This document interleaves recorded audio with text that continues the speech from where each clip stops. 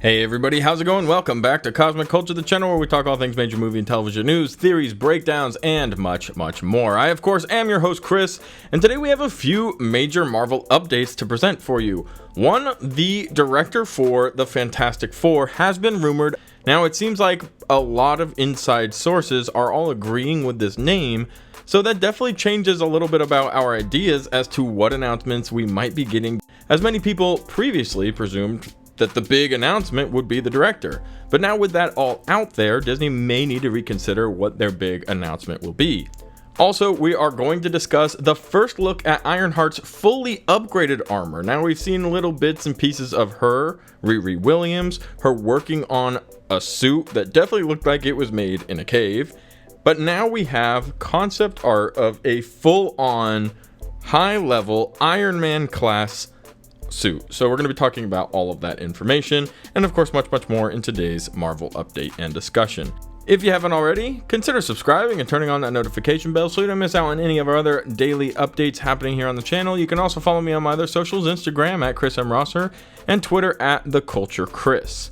So I'd like to start with the Fantastic Four news because this is pretty big. Jon Watts, who was the director of the Spider-Man Homecoming trilogy, Spider-Man No Way Home, which of course was a massive hit and one of the biggest movies of all time, stepped away, claiming that he just needed a break from superhero movies and was looking to get into something else, as well as just kind of relax after all of the craziness that was Spider-Man No Way Home.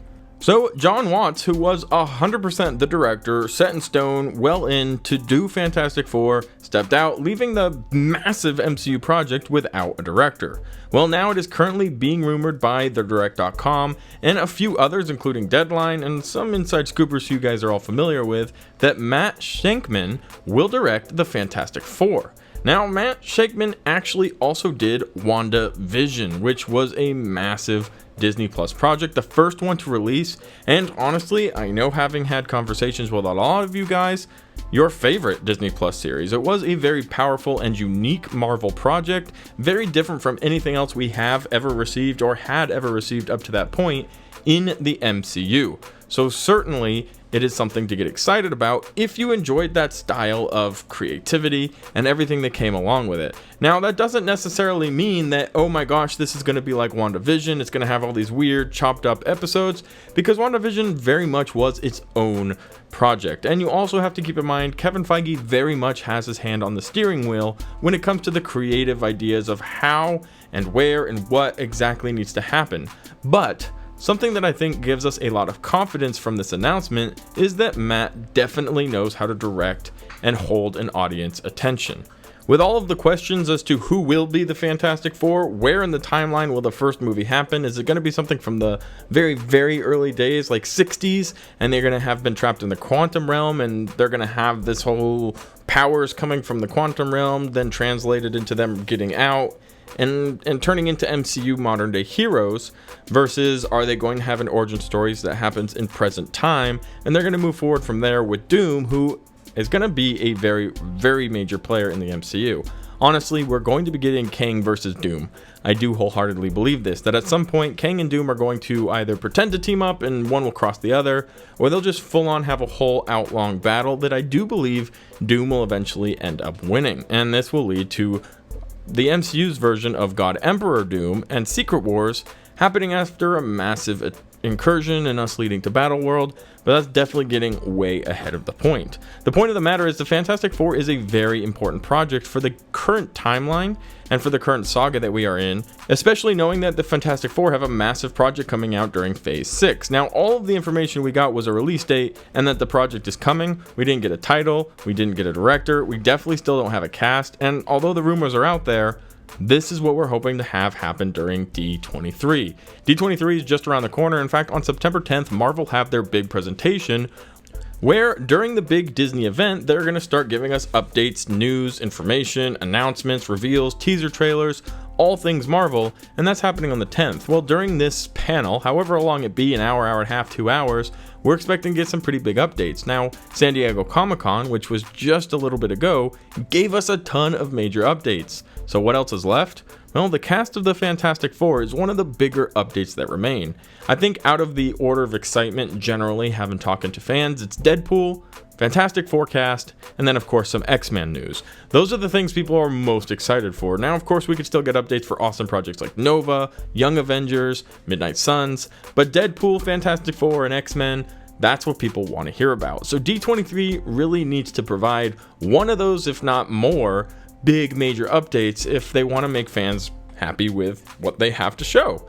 And obviously they matter, or it matters what we think, because these events are for us, for fans to get excited about the future of the MCU. So now that we are hearing that Matt Shankman from WandaVision will probably be the director for the Fantastic Four, my assumption is that Marvel's going to know that that is out there now, that we're all talking about this now. So it's not going to be a jaw-dropping revelation.